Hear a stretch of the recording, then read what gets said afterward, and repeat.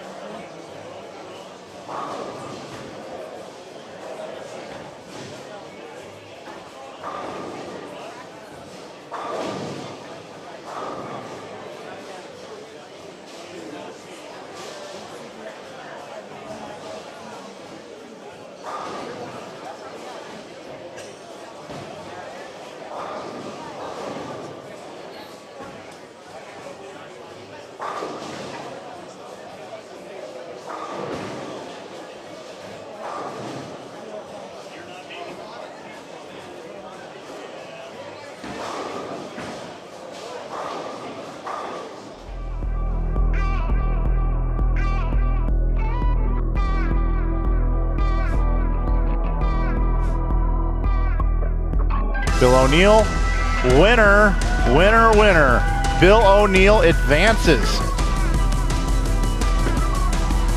for title. Indeed. The birthday girl, Stephanie Zavala. Trying to make the show. There it is. He yelled, do it, and he did it. BJ Moore makes the show.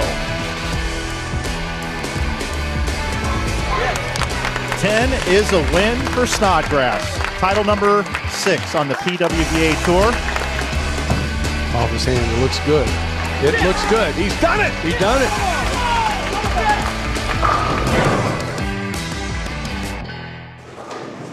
Hello again, everybody, and welcome back to the 2026 PBA Tour season. Roth Holman doubles here, presented by Owen's Craft Mixers. Mike Flanagan with the PBA and USBC Hall of Famer for our final broadcast here from Bayside Bowl. Randy, tonight we've got the final 8 teams. We're trying to get it down to television. We're going to eliminate 4. Only 4 can move on. Yeah, we have a lot of non-winners on the slate for tonight. Players looking to get that first ever win on the PBA Tour. We had some great matches throughout the day today, and I don't see anything different happening tonight. Yeah, I don't either. We got dual patterns like we've had all week. Right lane is the shorter pattern, the Marshall Holman pattern. The longer pattern on the left lane is the Mark Roth pattern. How will the players navigate here tonight? We've seen a little bit of everything with backup balls or reverse hook, switching lanes. A lot of things can happen. You're right. The thing that I really like about these two patterns is they're gettable. The scores aren't through the roof, but if you get lined up and you make good shots, you can really strike on these two oil patterns. And I think that's one of the reasons why it's been so competitive throughout the brackets. Yeah, tonight we got a talented field. We'll take you out to the lanes, including one E.J. Tackett bowling tonight as well. Number 1 player in the world. Bowling with his buddy Marshall Kent. They have made their way through as the number 1 seeds. They'll be taking on Eric Jones and Dio Bernard on lanes 11 and 12 right here. Lane 12 has been a more difficult lane throughout the event, but earlier this morning we did see 2 teams in Hanrahan Hoope and Lavery Spar Brothers absolutely destroy that pair, so you can get score on that pair of lanes. Lanes 13 and 14, 15 and 16, we're going to have the team of Santu Tahavanainen along with young Ethan Fiore taking on Kyle Troop and Jesper Svensson. Jesper Svensson is Jesper and Kyle are the 2017 and 2020 champions of this event. Of course, Marshall Kent, EJ Tackett won back in 2022. And next door on lanes 15 and 16, we've got Zach Wilkins and AJ Chapman looking for their very first titles together. They're taking on Tim Foy Jr. and Kevin McCune. Lanes 17 and 18, we've got Nate Garcia and Julian Salinas taking on Sean and Anthony Lavery Spar. This particular match right here is going to be a first-time, two first-time players possibly looking for their first title.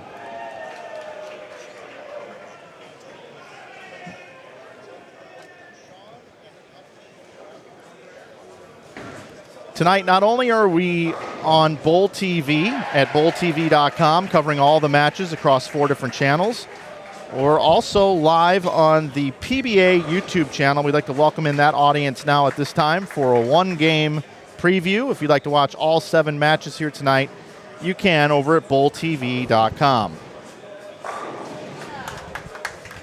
And I don't know if y'all are aware of this, but we are in Portland, Maine. It's going to get rowdy tonight. Yeah, this is the night. We've seen it all happen here, Randy, so far with the best of 7s. So much complexity to this event between 2 different patterns, 2 different bowlers, so many different styles. They can switch lanes if they want after each game. We've seen some of that, but not much.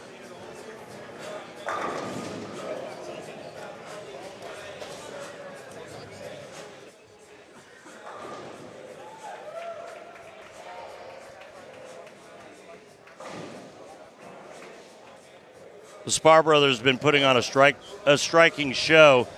They absolutely just smashed down O'Neill and Faw, beat them in 4 straight, and then took down a very strong team of Packy Hanrahan and Mitch Hoope.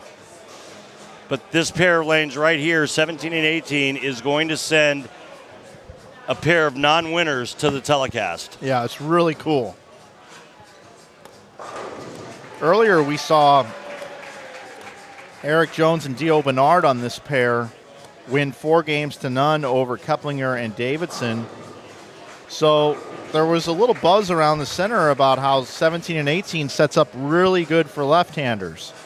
So on paper, we don't have a left-handed player on this pair. You see where I'm going with Salinas. Yeah, that's a great point. And you want to talk about bowling's unicorn, that's Salinas. Salinas can throw that backup ball. We saw him do it for an entire match over on lanes 11 and 12 in round number 1.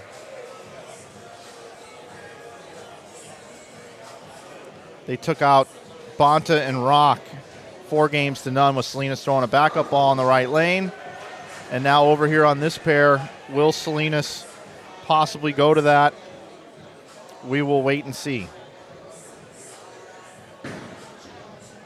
Saw him throw some in warm-ups. That doesn't. Oh, he's going to the urethane ball, and that's usually an indicator that he's going to go with the backup. However, we have seen a lot of the right-handers playing out on the right lanes and starting with urethane. We'll see where he stands on the approach, and this looks like this is absolutely the backup ball. Nate Garcia in the first round struck a ton, and it was in the second match that they had where Salinas really poured it on. These guys have been working so well together. And they told me before the match they feel like they're on a free roll. Who thought we would win this tournament with this stacked field? Yeah, no, I can understand why they would feel that way. It's almost unfair. Nate Garcia has like 2.5 partners. Yeah, he does. It's incredible what that Salinas kid can do.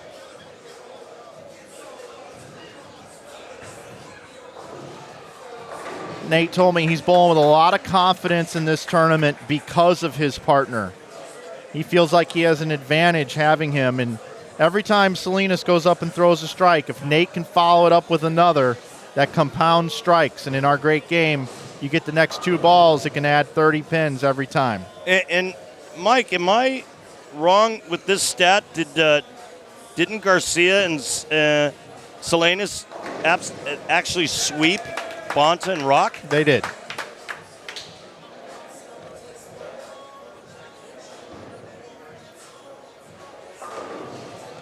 Keep calling him Salinas. It's Salinas. It's Salinas. That's what I go with.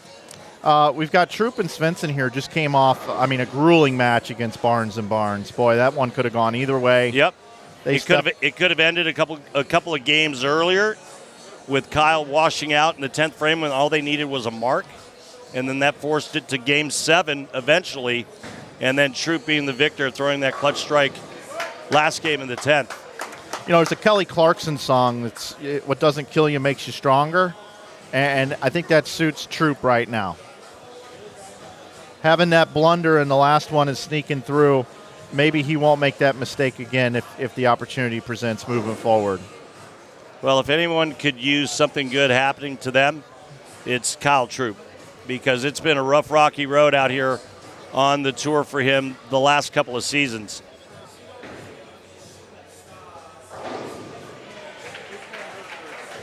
Jesper has really nice pin carry early. Once the pattern stretches, the 7-pin comes into play. And he told me, too, I happened to catch him on the break. He said that he just started throwing it harder and harder and harder and harder to try to make the pins dance more. That's what it looked like. It looked like his velocity just increased, and that's what enabled him to keep it online and jam it, which is what he really likes to do.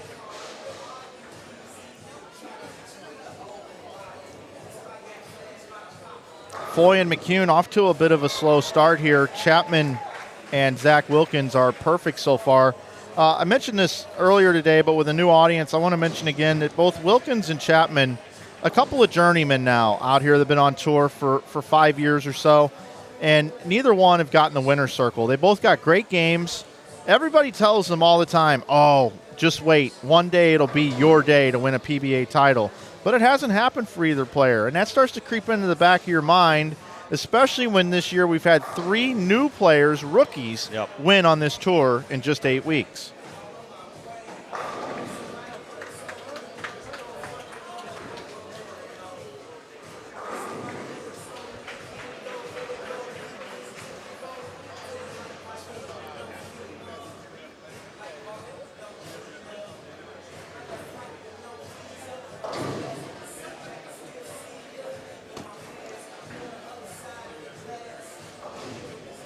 Take a look at the upper left-hand side of your screen. E.J. Tackett, Marshall Kent, great friends, #1 player in the world, past champions.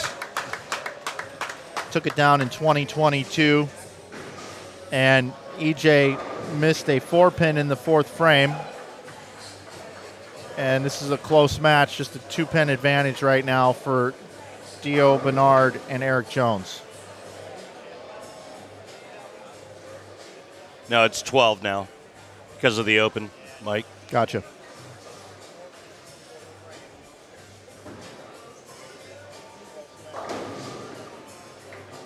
I think it's a great point that you make about Jesper Svensson early with the urethane. He's the master of the urethane. That's pretty much all he throws. 99.5% of the time, right? Yeah. And you mentioned his carry early, and that's because he's got the fresh front end of the lane, and he's got a little bit of that shape and a little bit of motion down lane, which helps his carry. Once the front part starts to go and he gets a little early check, that's when his carry starts to get affected. Another 9-dash, Kyle Troop missing a 10-pin. Yeah.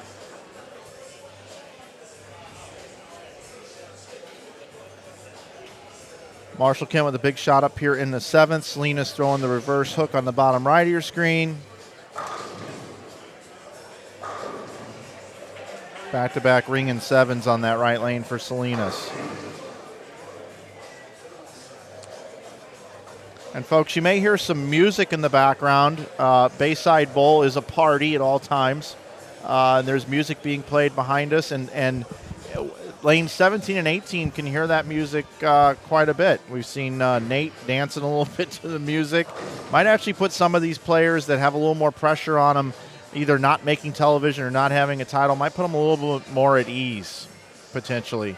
And to some of the older players, it might actually annoy them a little bit. Yeah, I got enough spinning in my head. I wouldn't need any extra help. Me personally. A little Tupac playing in the background. Yeah, no, because I'd start singing to it, you Yeah, know, and start California. bobbing my head. Next thing you know, I can't remember what board I'm standing on. Knows how to party. Ah.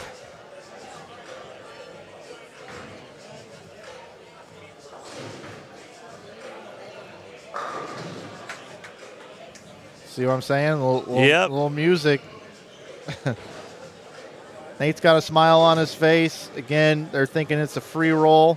But these Lavery Spar brothers, man, what a story, these two. Yeah. Anthony battled it out here on tour with Sean. Anthony is now taking himself out of bowling weekly on this tour. Got the opportunity to bowl this week because Sean picked him. Sean still bowls week to week on tour. And anytime there's a weekend tournament and they have, one of those things called a Calcutta, and the first Calcutta is usually a pick of the litter, is what they call that. So a guy bids, or a group of people bid a bunch of money, and then they get to pick whoever they want out of every team in the field. Anthony Lavery Spar is usually, in a doubles or singles tournament, one of the first picked in the pick of the litter. That's how good that guy is as a weekend warrior.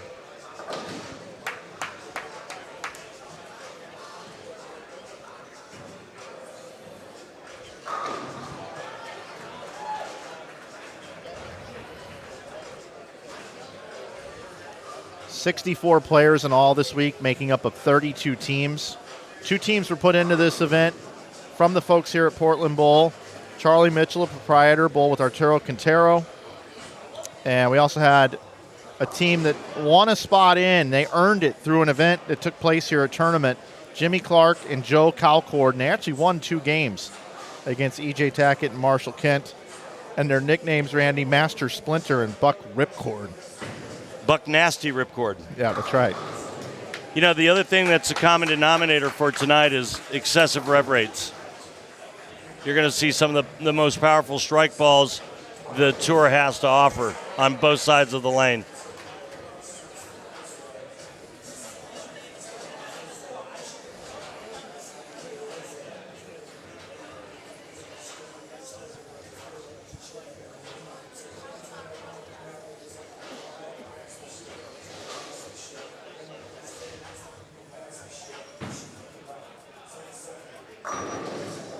Can't get the 7 out with the urethane. He's shaping that a lot, too. Both flat and ringing 7s. Look, I've been the guy this weekend that's kind of saying less is more, straighter is greater, don't take the risk. But I'm going to go ahead and say here, I'm going to get in the Randy camp. He's going to have to do something differently. Yeah, and the beauty of it is he's not a one-trick pony. No. He's got plenty of other things to try. That might be the next song played in the jukebox here. Pony. Fits the theme here.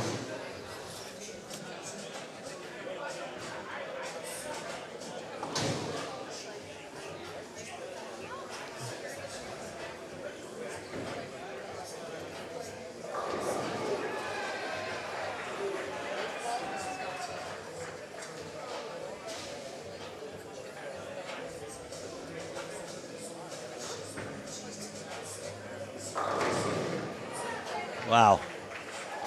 Tackett and his partner, Marshall Kent, going up against Jones and Bernard. This one coming down to the 10th frame. Max scores for Tackett. Kent, 236. Max score for Jones and Bernard, 248. Okay, it was 248. Now they're in jeopardy of losing because max score for them now, 227. In any event, if Dio spares here and strikes, he'll force Tackett to get 2 in the 10th.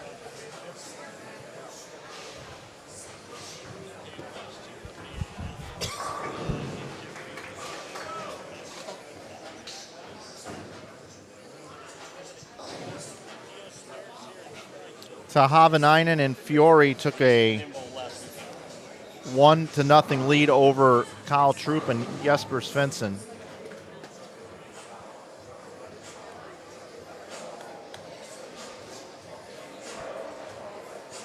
Another match coming down to the 10th frame. The Spar brothers with a spare here. They'll max out at 238. Garcia and his partner Salinas, they can strike out for 228, but that's Salinas striking on that right lane, which he hasn't done a whole lot this game, leaving at least 3 7-pins that I know of. Yep, I think they're all 7 pins by him in the 4th, the 6th, and the 8th. Here's EJ Tackett stepping up in the 10th frame. Needs a double here.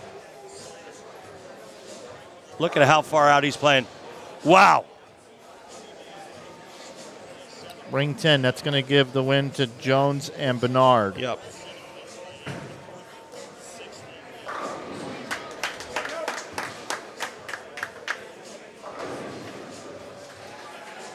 Sean Lavery Spar needs to throw a double here to take this game. Got the first one.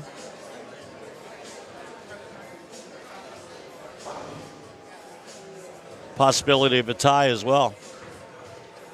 Absolutely there is.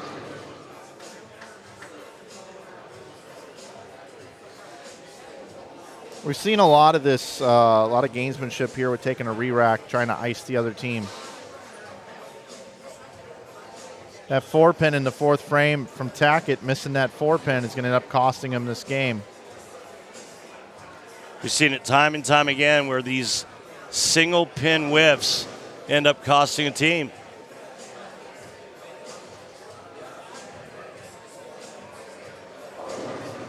EJ decided to try a shot in. They bowled on this pair in their opening round. Right. Remember what he ended up doing. Yeah, he moved way in and was able to just light him up. Yeah. It's not quite there yet with that ball reaction. But he got information from that shot anyway. Yep.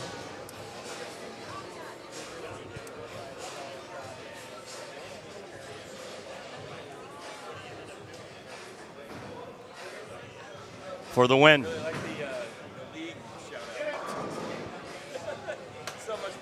Well, possibility of a tie now. Yep. So if Spar converts here, Salinas will have to strike out for the tie.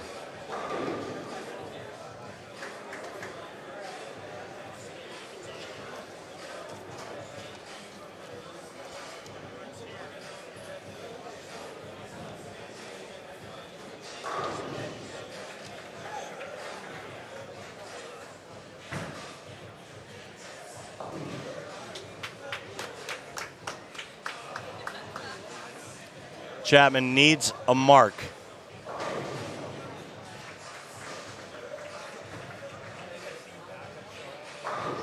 That's a good one. That was really pretty. You're a fan of AJ Chapman. I am. I just feel that he's better than his record. Well, he might have an opportunity this week to bust out here. And that would be a great thing for both him and Zach Wilkins. You were shocked before we were going over the matchups. You were shocked that Zach Wilkins hasn't won yet. Yeah, I thought he'd already won a title. So here we go. Salinas up in the 10th frame. Needs a triple to force the tie.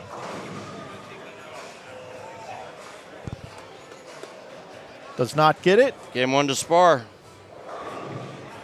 They just keep mowing through.